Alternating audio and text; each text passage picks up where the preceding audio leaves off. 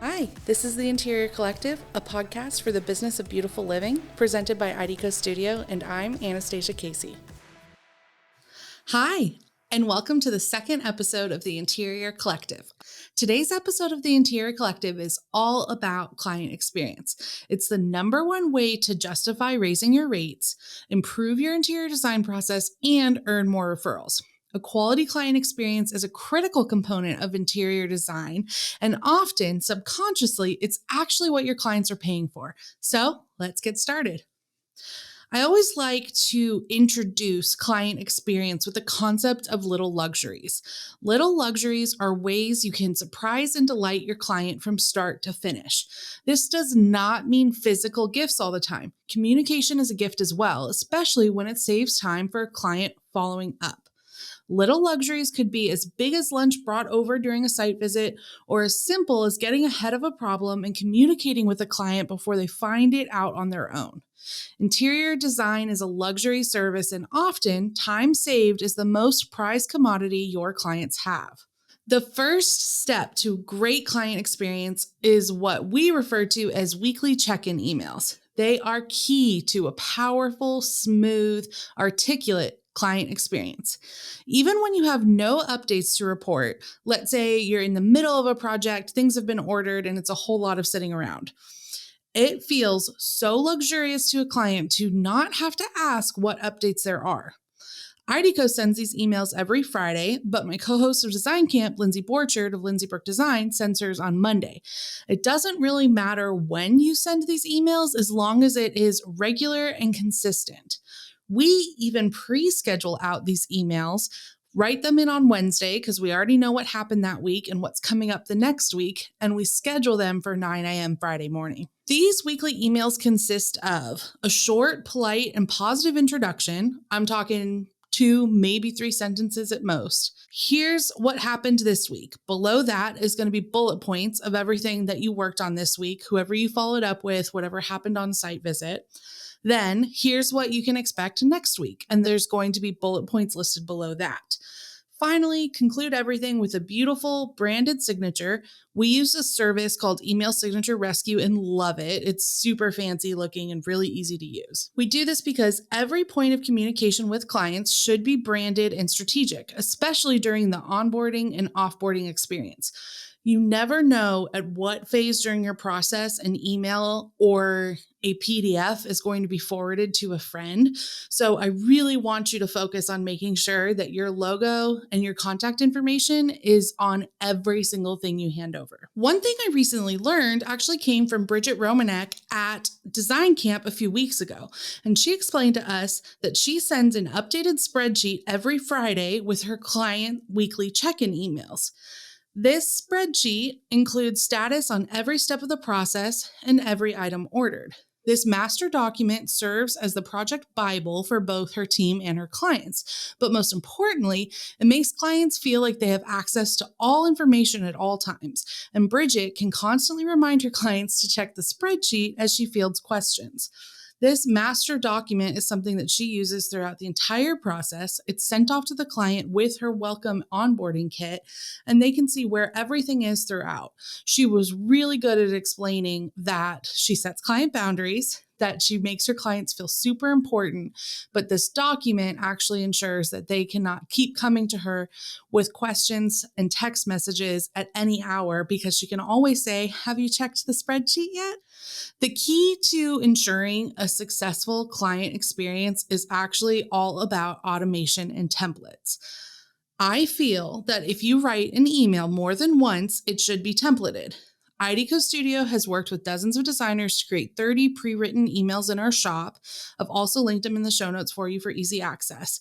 But this includes every email a designer sends to a client through the very beginning first touch point of inquiry to the final goodbye and follow-up asking for a review. Having these templated doesn't mean that you're never going to have to tweak them. It just gives you a really good starting point. And I bet you already have all of these emails written, and it's just a matter of you compiling them and maybe finagling them to get them to where a great foundational email is written. And moving forward, you can always have someone on your team or yourself just copy and paste them in to get sent off to the client so that every base is always covered. Use promo code podcast20 to save 20% off our client email bundle exclusively offered to Interior Collective listeners. These done-for-you, ready to copy and paste emails have proven to save our interior design clients as many as 12 hours a week. We use templated emails at IDCO Studio, and it is seriously such a game changer. Again, this isn't something you have to purchase. You probably have written these emails before. But if you're looking for a guideline and a starting point to really hone your client process, our pre-written, professionally copywritten emails are a really good starting point. Templated emails provide polite, direct, and educational responses to your clients throughout the entire interior design process. If you're using something like Google, your email server has canned emails and will let you copy and paste emails over so that you always have access to these templates. Then, once you paste it into your email, you just modify and tweak it to be appropriate for the client you're reaching out to. Other options like client management softwares, we love Dubsado, and I'm going to do a whole episode about Dubsado and automation in the future, has them as well. So it really couldn't be easier for you or your team to have the same consistent tone and quality of communication for every project start to finish. One thing I really like about canned emails is if you are a one-person show and you're thinking about expanding your team, whether that be a summer intern, a junior designer, a procurement manager, whatever those next hires could be, having these pre-written emails ensures that any communication that gets sent out from your office has your voice and your tone. And I think that's really, really important as you continue to grow. Lastly, canned emails are so critical to your business in the possible event that something was to happen to you and you needed someone else to be able to step in for a while. Once you have those processes in place, it's so much easier for someone to be able to carry out your daily activities and your daily responsibilities if they have a template to work from. So now that we understand the concept of templated emails, which are a critical step throughout the entire design process, let's go ahead and walk through that client process start to finish. First things first is your inquiry form. This is where people submit a contact form on your website, and write this down, no matter where a lead comes from, Instagram, your website, Google referral, anything, anywhere, you should direct them to your inquiry form on your website. When someone DMs you about working together, have a templated response saved in your Instagram account that says something like, "Thank you so much for thinking of us. We're excited to hear more about your project. If you could start by completing this inquiry form linked below, our team will be best prepared to chat further with you." So even if someone comes at you with a text because someone gave them your number, you should always be providing the same structured response that you can customize and tweak and personalize, but directing people to your inquiry form. When we talk about Dubsado later in the season, I will explain how you can automate this. So as soon as your inquiry form goes in, that lead now lives in your client management software, and that project already has been created for you. It's going to save you a lot of steps throughout the process. Now, even if you don't use a client management software, that is totally okay. You can have these forms built directly into your website, and it's critical because the specific questions I'm going to instruct you to include will help to field your inquiries so that you're only spending time on the inquiries for clients that will convert. I think that's a really important note because so many designers spend a lot of time vetting inquiries for things that were not a fit. Your inquiry form is your first line of defense against looky-loos or just improperly fitting inquiries. The importance of a quality inquiry form on your website should be in-depth and persuasive. This inquiry form is the first point of contact someone has with you, and we want you to appear educated, informed, inquisitive, excited, and also discerning. Now, what questions to ask on an inquiry form? This is your digital inquiry checklist. I'll outline these in the show notes for you as well, but let's go through them together. You want to make sure you're getting first and last names. You'll want to get their email and their phone number. Next is going to be their services interested in. This might seem obvious, but a key element here is to only list services you offer. Do not let this be a fill in the blank. This is either going to be a radio button where people can check multiple boxes, or this is going to be a drop down menu if you only have a couple. For instance, please don't put on there virtual design if you're not going to offer virtual design services. Next, you're going to have project location, and you might want to specify that this is the actual project address, not necessarily their current home that they're living in. Next, you'll move on to a list of spaces to design and general scope of work. Again, I really like this to be set up as a multiple checkbox opportunity.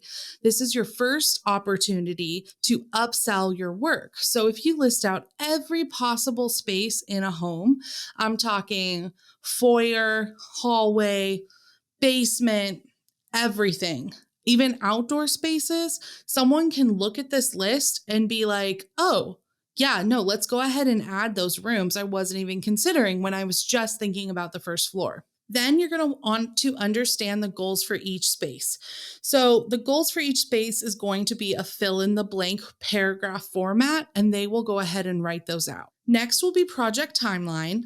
I would suggest this being a drop-down option. So it would either be 6 months to a year, 1 year to 18 months, 18 months to 2 years. You could go ahead and space it out like that.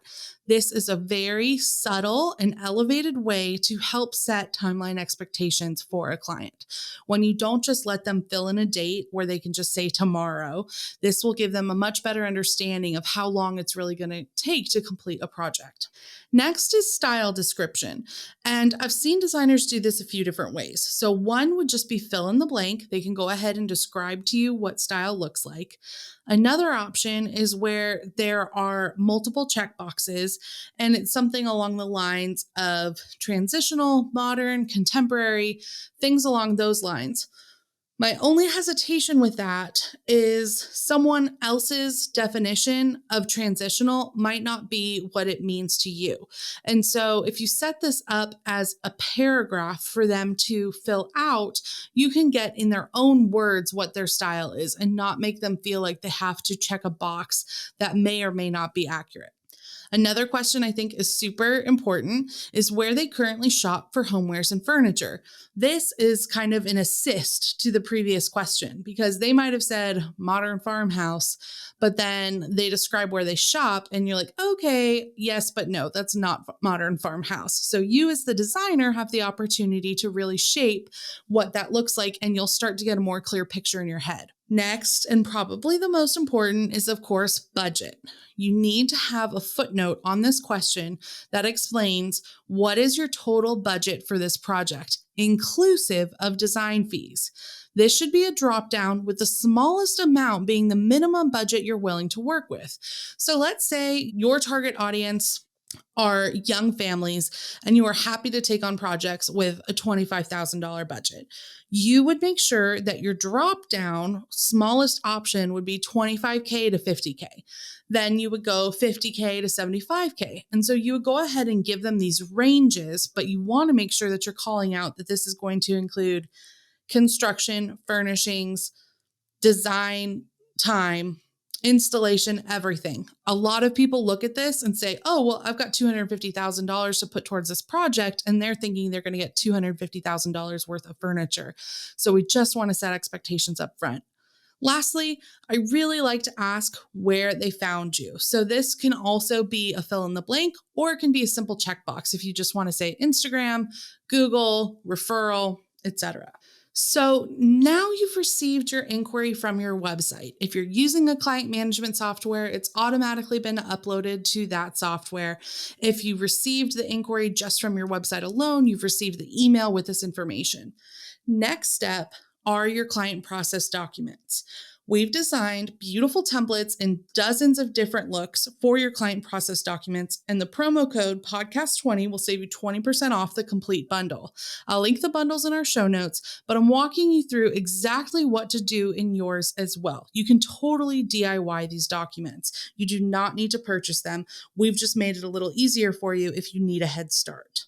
The full client process documents bundle includes a comprehensive experience. It's going to include your investment guide, your proposal, welcome guide, design presentation, and a goodbye packet. Having these documents keep your client touchpoints polished and on brand and educational throughout the entire process. These documents, honestly, are what really set you apart from Sally Sue down the street. And here at IDECO, we are always making sure that our systems and processes are better than Sally Sue's. After someone has inquired on your website, you're now going to want to send your investment guide. A lot of people get confused between an investment guide and a welcome guide. And to be honest, there is a lot of overlap.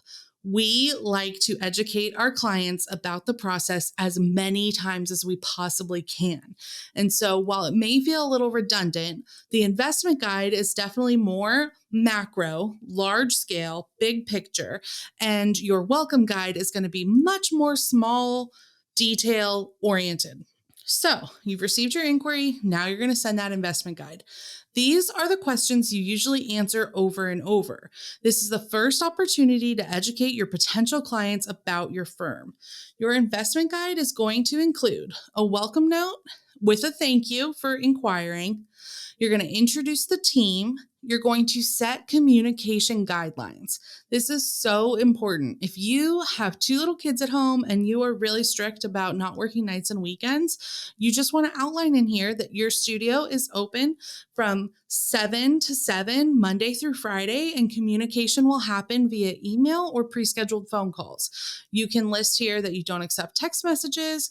We include in ours, and it's also in our templates with a pre-written copy, that in order to ensure that our team can best execute your requests, we require that all communication be handled via email, so there's a paper trail. That way, all hands on deck are familiar with what your requests are. You can position this where you're setting boundaries while also being very serving to the client and phrasing it in a way that makes them feel special and heard. Next in your investment guide is going to be your process. We have a 3-phase process, and that's how we've built out these investment guide templates, but this process can be 12 phases. You can break it down however you like, but it should be really clear and easy to follow from a client perspective. Next, you'll have your billing schedule and payments. How are you going to bill them? Do you bill in different phases? Are you just hourly? Are you a flat rate? Lindsay, my co-host of Design Camp, we have an episode coming out later this season where we really break down different ways to price, and her super innovative 3-system process.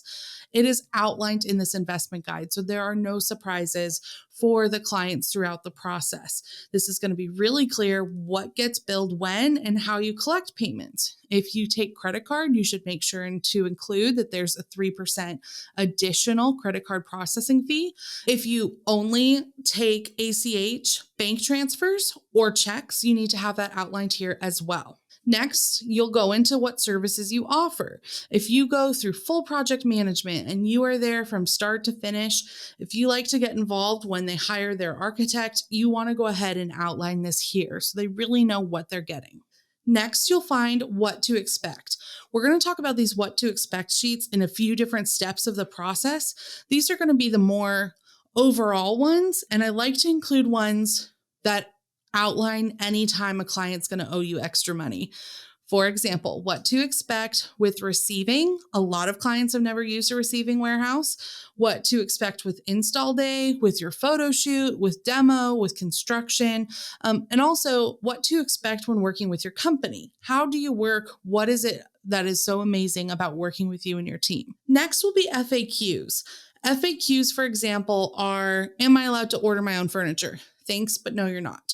Or another FAQ would say, will you come pick up my kids from soccer on your way to a site visit? Thank you for asking. No, we will not. Whatever boundaries you have, go ahead and include them in the FAQs and frame them in a way where you're positioning yourself to be full service while also having hard nose.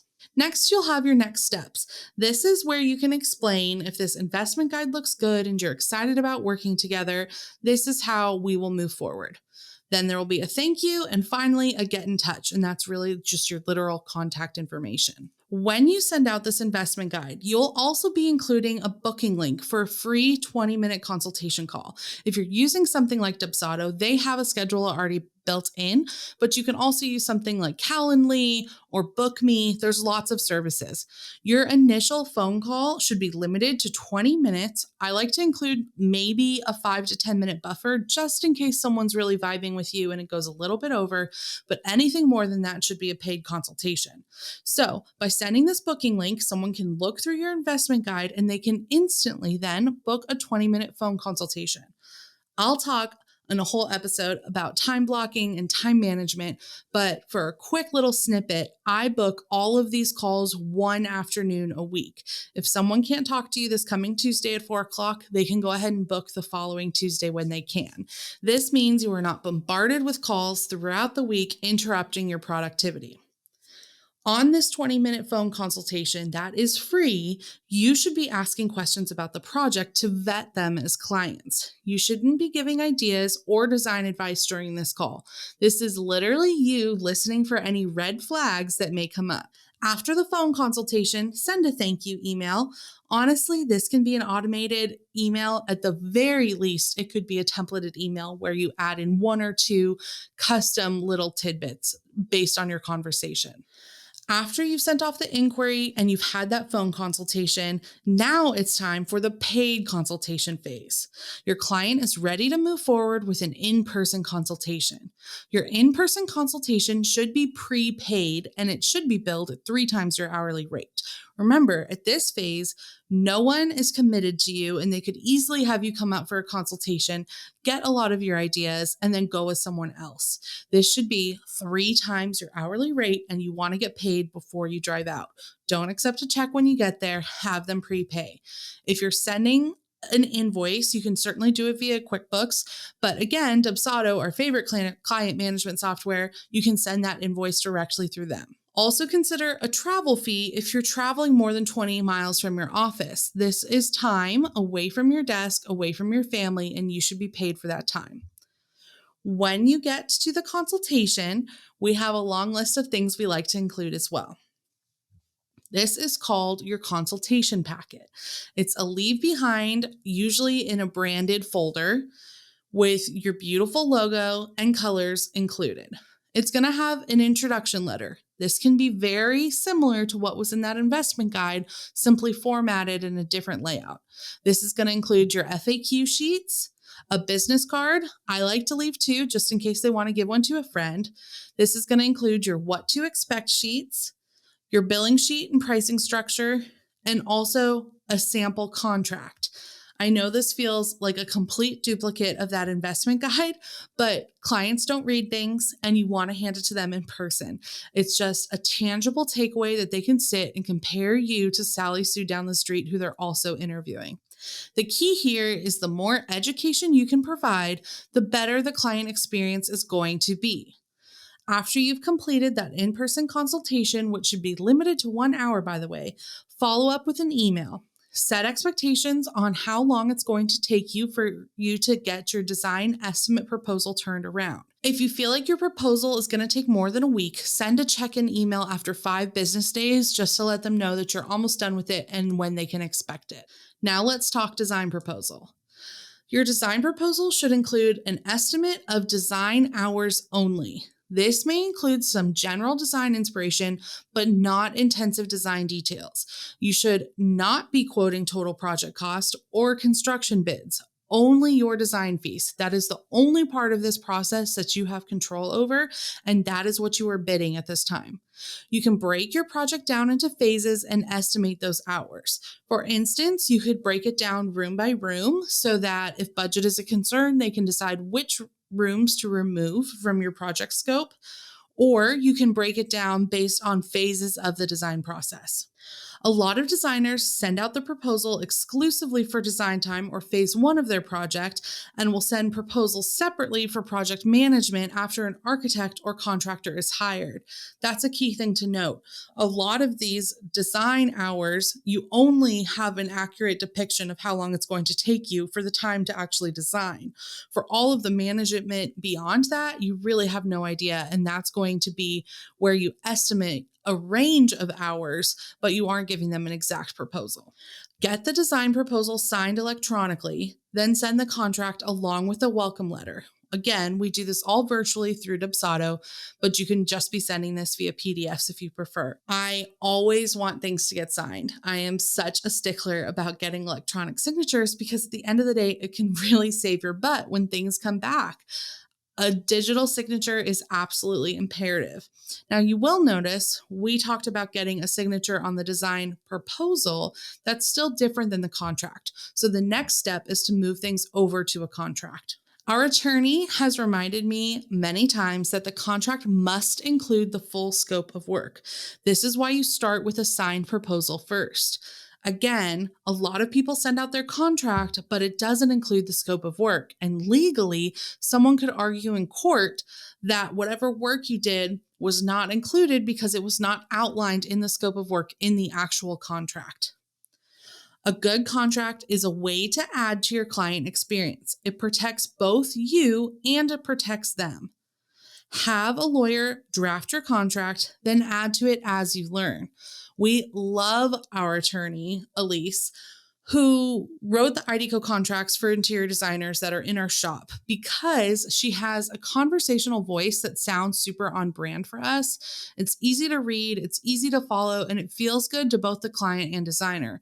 We wrote those with her after talking to dozens and dozens of designers and figuring out pain points. But what I really like is that it protects you throughout the entire process. But as you're reading it, it has still warm, fuzzy feelings. It doesn't feel super contractual, doesn't feel super legal jargony. It feels natural and conversational. And I know to interior designers, it's hard to set that legal tone right off the beginning without disrupting the client experience. And the way that Elise wrote ours really helps to continue that client experience and make it feel very natural. Contracts are linked in the shop. I'll include them in the show notes. Either way, you want to make sure and have an attorney who specializes in your state look over it because every state is different with what you're allowed to do and what you're not allowed to do. So you always want to get a second set of eyes on it, but they are a great starting point. You must have people initial your contract at every agreement, not just once at the bottom. People do not read contracts, and I am totally guilty of this as well. I just scan through to the bottom and give it a signature without actually having notated so many different elements. And I think when we're dealing with hundreds of thousands of dollars, like interior designers are, you want to make sure that every clause is initialed. You also want to make sure that you brand your contract. It doesn't need to be just a black and white Word document that's converted to a PDF. You can add your logo, add your beautiful brand marks on throughout to also help tell that brand narrative and make things feel a little bit more comfortable and personable throughout the process. Again, this is something that they likely are going to show to someone else. So we want to make sure that we're putting our best foot forward, have our beautiful branding and our contact information on it. Business of Design and ASID have contract templates available for free. There are literally hundreds of them up there. You'll want to look through a few to kind of piece things together. You just want to make sure that anywhere you've had a pain point, that gets tweaked and added to your contract. When you send your contract, you're going to collect your design retainer at the time of contract signing. Dubsado makes it really easy to prompt paying an invoice automatically once the contract is signed. I love that. As soon as the signature comes in, it pops up and it's like, great, time to pay your invoice. We'll talk pricing later this season with Lindsay from Lindsay Brook Design, my co-host at Design Camp. But as a general rule of thumb, the design retainer is likely going to be about $10,000, and you're going to hold on to this retainer until the very end of the project to cover any final unpaid invoices. Now, write these down. I'll list them in the show notes, but this is critical. 10 things I want to make sure you're including in your contract. First, have your process listed and list your scope. This is super important, and it is the key to make your contract legally binding. You want to make sure that you have ownership of all your drawings and designs. You want to make sure that you have explicitly outlined the purchasing agreement, that you will be doing all of the purchasing on your project. You're going to explain your discounts or your lack thereof, if that's in there. You want to explain freight and receiving warehouse policy and the average cost or percentage range. You want to explain your damage to merchandise policy. You're going to want to include your final sale items policy, termination and dispute resolution, force majeure clause, and finally, late payment policy. When the contract is sent, you should be collecting your design retainer at this time. So those are the things I want to make sure that you have in your contract. They're all written into the IDCO contracts that are linked. But if you're using a contract and you love your contract, just make sure these clauses are added in. Okay, so once the contract is signed, you will send a welcome packet. You can do this automatically through Dubsado, or once you see that contract and payment come through, you can send this off manually. Your welcome packet is going to include an official welcome note and a thank you. You're going to introduce the team. This is going to be specific to the team that is working on their project. And this is where this differs a little bit from that investment guide. The investment guide included everybody who worked on your team, but in this welcome kit, I want it to be more specific to who's actually working on their project. This is going to be an estimated project timeline. It's going to explain working together and what their homework is going to look like. This will include their billing schedule and payment system and what to expect as far as the discovery meeting, site visits, receiving, install day, and photo shoot. Lastly, this welcome packet is going to include next steps. Along with the welcome packet, you're going to send off their project homework digitally. This is an in-depth questionnaire asking all about their likes, dislikes, needs, and wants. Naturally, we do have a comprehensive design questionnaire with over 80 questions available for you in the shop, but these questions are totally up to you. Whatever you need to create the best design for your clients, you'll want to include. Some of the questions talk about allergies to materials, preferences between down and down alternative, if they prefer bench seating or individual dining chairs. They're things that can save you a lot of time in person. And what I like about sending this ahead of time is that they can sit with their partner and whoever else might be living in the space to really hash out some of these conversations ahead of doing it in front of you so that you don't have to play marriage counselor. When you send off this digital homework, you'll also be booking your design discovery day. This is where you'll go and get all of your measurements, you'll take your before photos, all of that. When you get to design discovery day, you'll want to bring a welcome gift, and this one's going to be small. I'm talking like $50 or less, and that's if it's like a large scale project. Maybe it's flowers, maybe it's a candle, maybe it's a gift card for dinner, something small. But again, those little luxuries that you can spread throughout your project are going to make a big difference in the end. When their homework is complete, it is imperative that someone on your team carefully reads through that questionnaire immediately to ensure there are no follow-up questions or blanks. I cannot tell you how many times this has happened to me personally, where we didn't ever look at the homework and we're working on the project 2 days before it's due, and there were gaps or incomplete questions, and we had follow-up questions, and then we're circling back around to the client a couple of days before it's due when we've had this homework for, in some cases, months. We find all the time that people don't fill out their questionnaires in entirety, and you don't want to be caught waiting until the night before the presentation to realize if they owe you more info. Next, you move on to the actual design phase. We're not going to break that down for you, but we're going to go ahead and skip ahead to the offboarding client experience. At installation, you're going to schedule professional photos immediately after your install day. You're going to total any remaining accessories balances for the client, and you'll pay for those using that $10,000 retainer you collected up front when they signed the contract. You're going to put personal belongings right back after the photo shoot. You're also going to bring a personal client gift. This is typically valued around $250 or so for a full service project.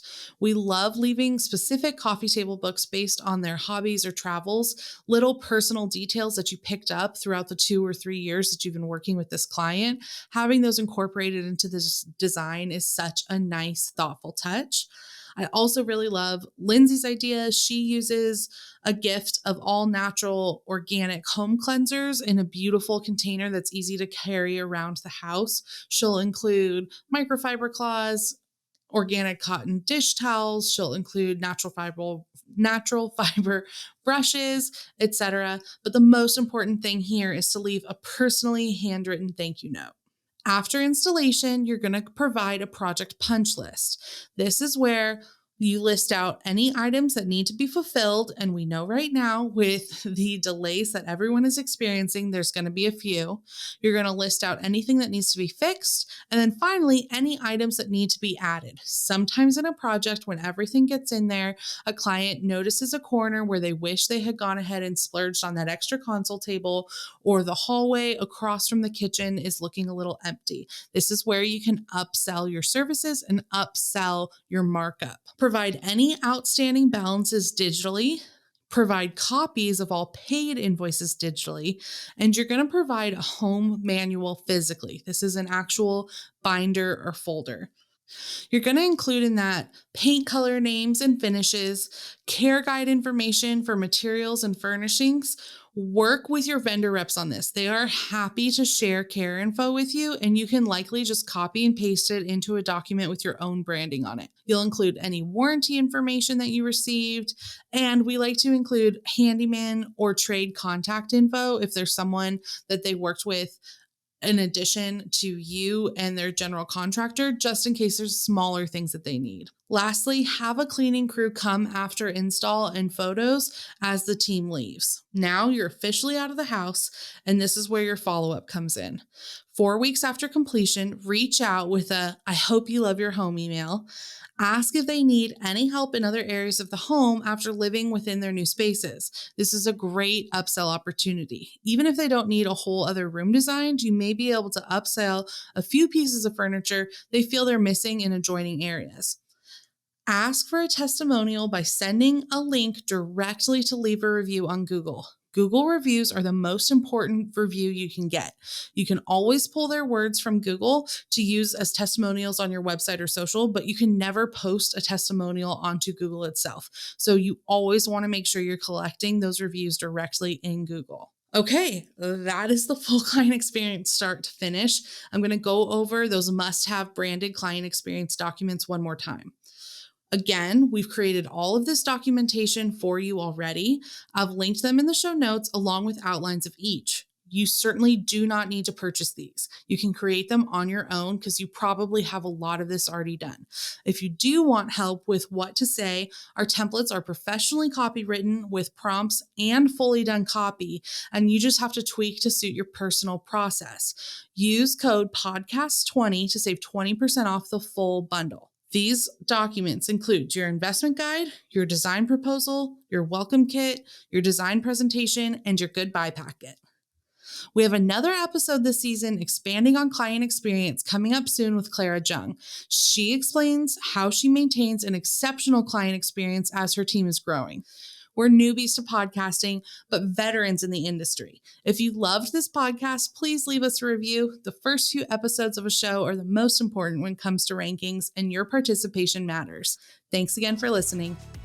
If you weren't able to write down everything you heard today, you can find all the links, projects, and images we referenced and other details from this episode of the Interior Collective on our website at idco.studio/podcast.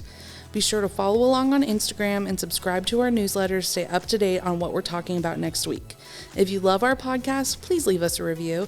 If you have questions or topics you'd like to hear next, go ahead and email me at hi@theinterior.co. Again, that is hi@theinterior.co.